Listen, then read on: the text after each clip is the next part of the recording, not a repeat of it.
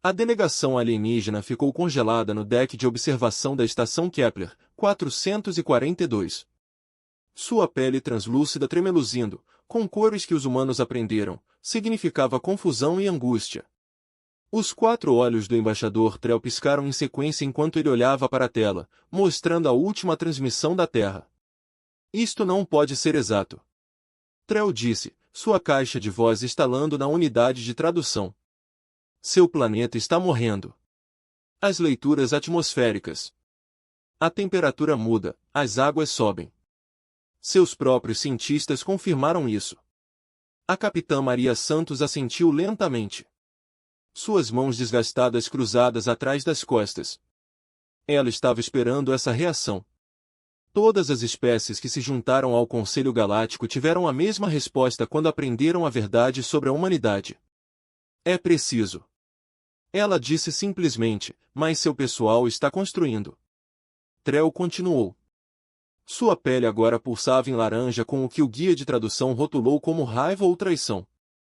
Cidades, colônias, fazendas. Você está tendo filhos.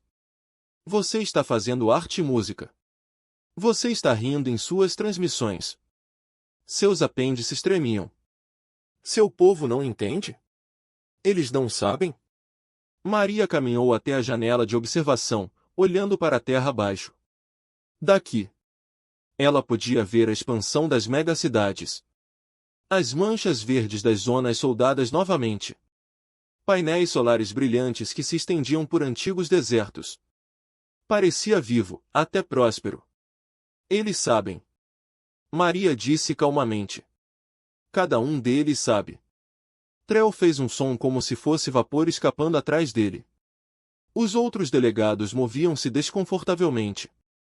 Um Vorat, cristalino e antigo, inclinou-se para a frente. Então eles estão em negação. O Vorat disse, suas palavras soando como sinos. Já vimos isso antes. Espécies que se recusam a aceitar o seu fim. Eles caem no caos, na violência, no desespero. Eles não constroem. Eles não criam. Eles certamente não cantam. Maria se virou para encará-los. Ela já havia feito esse discurso 1 dúzia de vezes. Para 1 dúzia de espécies diferentes. E nunca foi tão fácil. Não porque ela duvidasse das palavras.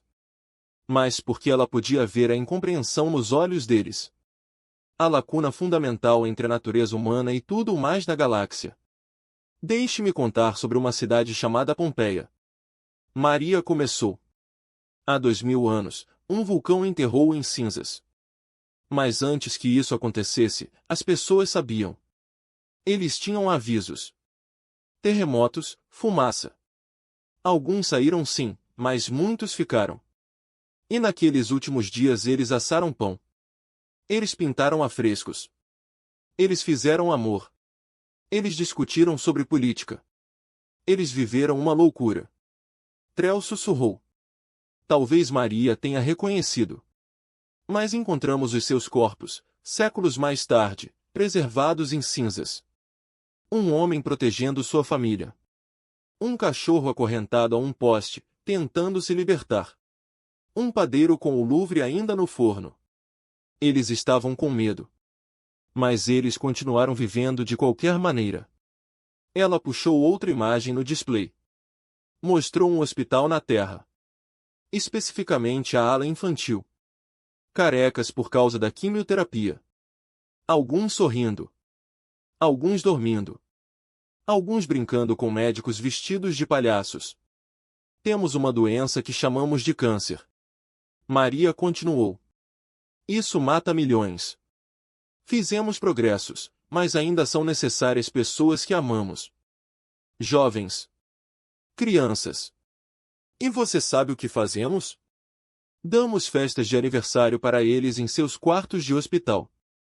Pintamos seus centros de tratamento com cores vivas. Trazemos cães de terapia.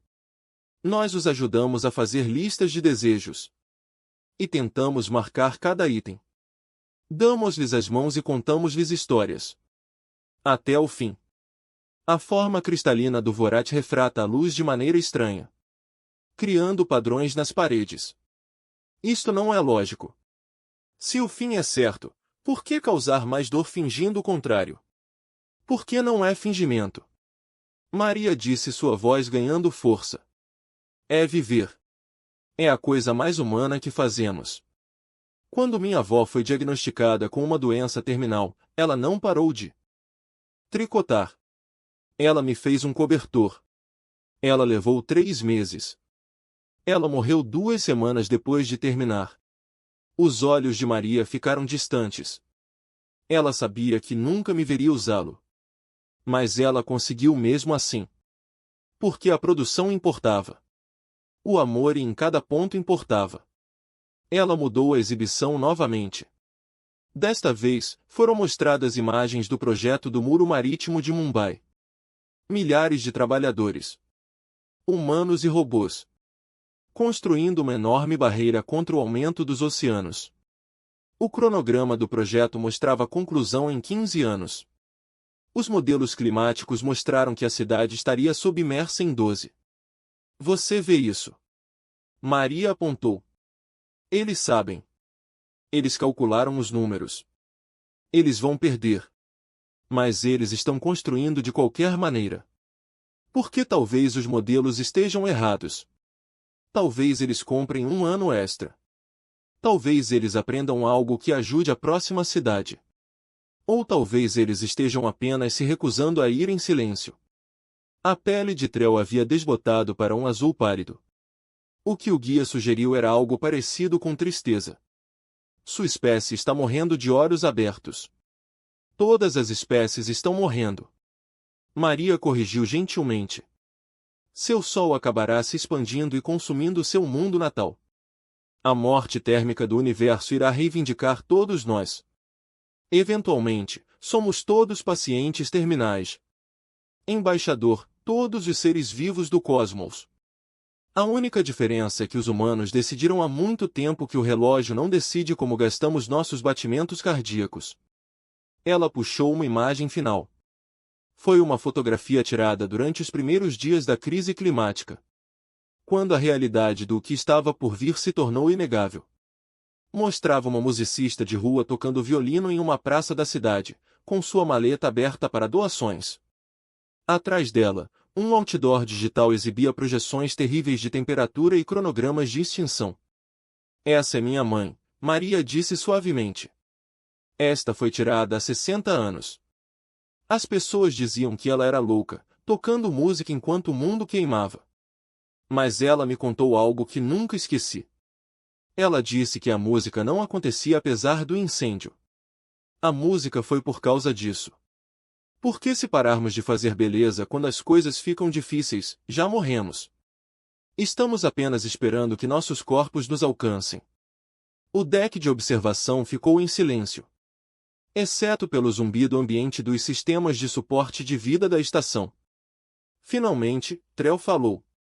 Sua voz era apenas um sussurro através do tradutor. Evacuamos nosso mundo natal quando vimos as projeções. Milhões de nós fugimos para navios coloniais. Abandonamos nossas cidades, nossa história, tudo o que construímos. Achávamos que estávamos sendo racionais, responsáveis. Sua pele tremeluzia em uma dúzia de cores. Mas agora os nossos filhos crescem em navios estéreis, aprendendo sobre um mundo que nunca verão. Nós nos salvamos. Mas o que salvamos? Maria não tinha resposta para isso. Ela não precisava de do lado de fora da janela. A terra girou lentamente no vazio. Ferido mas intacto, o seu povo constrói e sonha e recusa-se a entregar a sua humanidade ao desespero. E na plataforma de observação, 11 espécies alienígenas começaram a entender por que o Conselho Galáctico começou a chamar os humanos de a civilização mais aterrorizante que já encontraram. Não porque os humanos fossem violentos, mas porque simplesmente não paravam. A Câmara do Conselho fervilhava de tensão 3 dias depois. Representantes de 47 espécies se reuniram, preenchendo os assentos em camadas que espiralavam para cima como uma concha de náutro.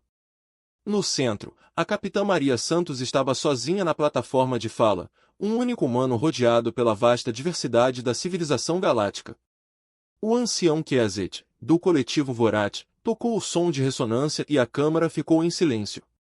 A voz do ser cristalino soou clara. Revisamos as projeções da Terra. Consultamos nossos melhores cientistas ambientais. Nós mesmos executamos as simulações. A forma de Kesset pulsou com uma luz âmbar sombria. A conclusão é inegável. A Terra ainda tem talvez 200 anos como mundo habitável. 300 dos modelos mais otimistas da humanidade revelam-se precisos. Isto não é opinião. Isso é matemática. Murmúrios ecoaram pela câmara. Maria ficou perfeitamente imóvel, seu rosto não revelando nada. O Conselho Galáctico estendeu uma oferta de evacuação. Já 3 vezes, Kesset continuou. Temos mundos coloniais, espaço suficiente para milhares de milhões, tecnologia para facilitar a transição. No entanto, humano TY continua a recusar. Capitão Santos, você foi enviado aqui para explicar o porquê. O Conselho está preocupado. Maria respirou fundo. Ela havia se preparado para esse momento, mas preparação e execução eram coisas diferentes. Ela pensou em sua filha na Terra, de 8 anos, que lhe perguntara pouco antes de ela partir para a estação. Mamãe, por que os alienígenas acham que estamos tristes? Honoráveis delegados. Maria começou, sua voz firme e clara. Preciso falar sobre meu colega, Dr. James Shen.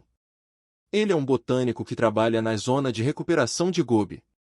Há 6 anos, ele iniciou um projeto para reintroduzir espécies de plantas nativas em áreas do deserto que estão temporariamente se tornando mais úmidas, devido às mudanças nos padrões climáticos. Ela puxou um display holográfico que mostrava um homem com roupas de trabalho empoeiradas, ajoelhado ao lado de um pequeno broto verde emergindo da terra rachada, de Decker. Shen sabe que estas plantas morrerão quando os padrões mudarem novamente. Ele sabe que o Gobi retornará ao deserto, mais severo do que antes. Ele os está plantando de qualquer maneira. Quando perguntei por quê, ele disse algo que acho que captura perfeitamente a posição humana. Ele disse, porque eles merecem viver. Mesmo que seja só por pouco tempo.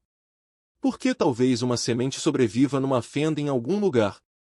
Porque o ato de plantar é um ato de esperança, e a esperança é o que nos torna humanos. Um delegado do enxame Jotik, insetoide lógico, estalou suas mandíbulas. A esperança não é uma estratégia de sobrevivência. É uma emoção, uma resposta química. Isso não muda os fatos. Você tem razão. Maria concordou, surpreendendo a Câmara. A esperança não muda os fatos, mas nos muda. E isso muda o que fazemos com os fatos. Ela expandiu o holograma para mostrar um enorme projeto de construção, torres de metal brilhante e vegetação viva subindo em espiral até as nuvens. Esta é a floresta vertical de Lagos. 3 andares de habitação. Produção de alimentos e restauração de ecossistemas, construídos para abrigar 500 mil de pessoas. Quando a inundação costeira atingir a cidade, ela estará concluída em 8 anos. A água chegará em 6. A antena dos delegados Jotik tremeu. Então é um fracasso antes de começar. É isso? Maria desafiou na sua construção. Desenvolvemos novas técnicas para agricultura vertical que utilizam 70% menos água. Criamos materiais de construção vivos que limpam ativamente o ar. Treinamos 50 mil trabalhadores em construção e engenharia avançadas. E sim, quando a água chegar não será suficiente. Mas isso salvará vidas. Isso vai ganhar tempo. E o conhecimento que adquirimos ajudará a próxima cidade. E no próximo, ela mudou a imagem novamente. Desta vez, mostrou crianças em uma sala de aula. Seus rostos iluminados por exibições holográficas mostrando sistemas ecológicos planetários. Este é o currículo global do amanhã. Educação obrigatória para todas as crianças humanas. Eles aprendem sobre sistemas climáticos, colapso de ecossistemas, gestão de recursos e opções de colonização fora do mundo. Eles sabem a verdade, tudo isso. Nada escondido, nada suavizado. Crianças de 8 anos aprendendo sobre a morte de seu mundo, um suspiro percorreu a câmara. A pele do embaixador Trell brilhou em um roxo angustiado. Você traumatiza seus jovens com esse conhecimento. Isso é crueldade. É isso? A voz de Maria ficou apaixonada. Ou esconder a verdade é a verdadeira. Crueldade? Tentamos isso há séculos. Mentimos para nós mesmos, fingimos que estava tudo bem, passamos o problema para a próxima geração. Isso foi crueldade. Isso é respeito. Respeitamos nossos filhos o suficiente para lhes dizer a verdade e confiamos que eles serão corajosos o suficiente para lidar com isso. Ela puxou outra imagem e vários delegados recuaram. Mostrava uma jovem, de não mais de 10 anos, diante de uma multidão. Lágrimas escorriam pelo seu rosto, mas sua voz era firme. Esta é Amara Okafir. Ela tem 11 anos agora. Quando ela tinha 9 anos, ela fez um discurso na Assembleia da Terra Unida. Ela disse, eu sei que posso não envelhecer. Sei que o mundo está morrendo, mas não tenho medo de saber. Tenho medo de não tentar. Tenho medo de desistir. Tenho medo de perder o tempo que tenho ficando triste o tempo que não tenho. A voz de Maria ficou presa por um momento. Amara quer ser bióloga marinha. Ela quer estudar recifes de coral que talvez não existam quando ela terminar a universidade. E ela vai fazer isso de qualquer maneira porque o estudo é importante. O conhecimento é importante. A tentativa é importante. A forma cristalina do Elder Kesset havia esmaecido. Isto é o que mais nos preocupa, capitão. Seus filhos deveriam ser evacuados primeiro. Temos mundos onde eles poderiam crescer com segurança, com séculos pela frente. Em vez disso, você os ensina a aceitar a morte. Como isso não é uma forma de suicídio civilizacional?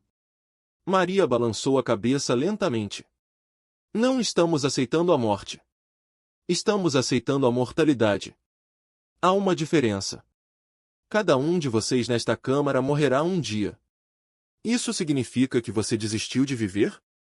O fato de sua vida individual acabar a torna sem sentido? Ela caminhou lentamente em círculos, fazendo contato visual com o maior número possível de delegados.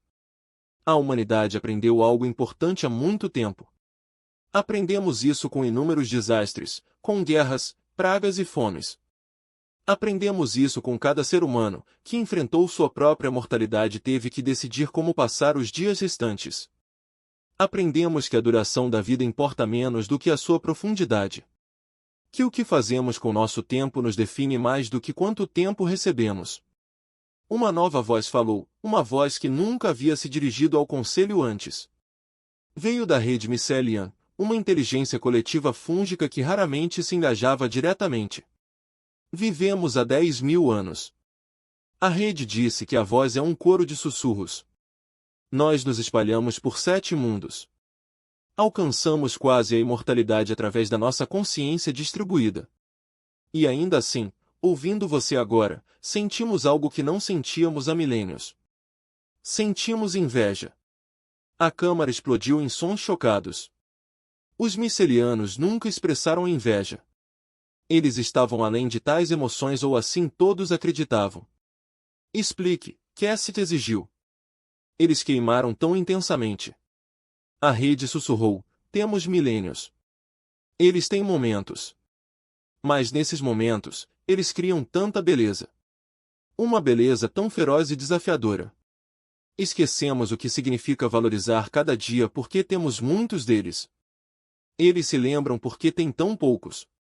Maria sentiu as lágrimas ameaçarem, mas as conteve. Temos um ditado na Terra. É antigo antes mesmo de chegarmos ao espaço.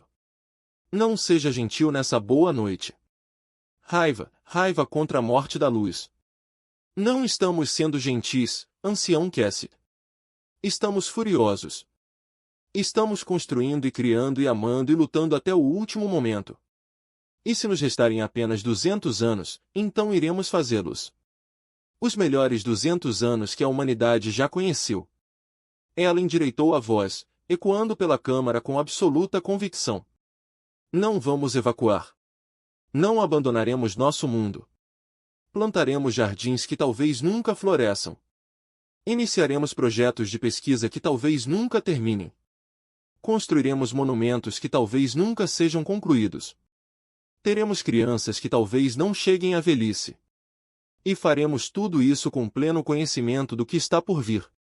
Porque é isso que significa ser humano. Amamos. Não apesar do final, mas por causa dele. O final é o que torna cada momento precioso. A câmara ficou em silêncio atordoado. Finalmente, o embaixador Trell falou, sua pele era de uma cor para a qual o guia de tradução não tinha nome. Achamos que você era corajoso por ficar. Agora entendemos. Você não vai ficar porque é corajoso. Você é corajoso porque vai ficar. Há uma diferença. E isso nos aterroriza. Maria sorriu tristemente. Isso também nos aterroriza, embaixador. Todos os dias. Mas o medo não decide como vivemos. Só nós podemos decidir isso.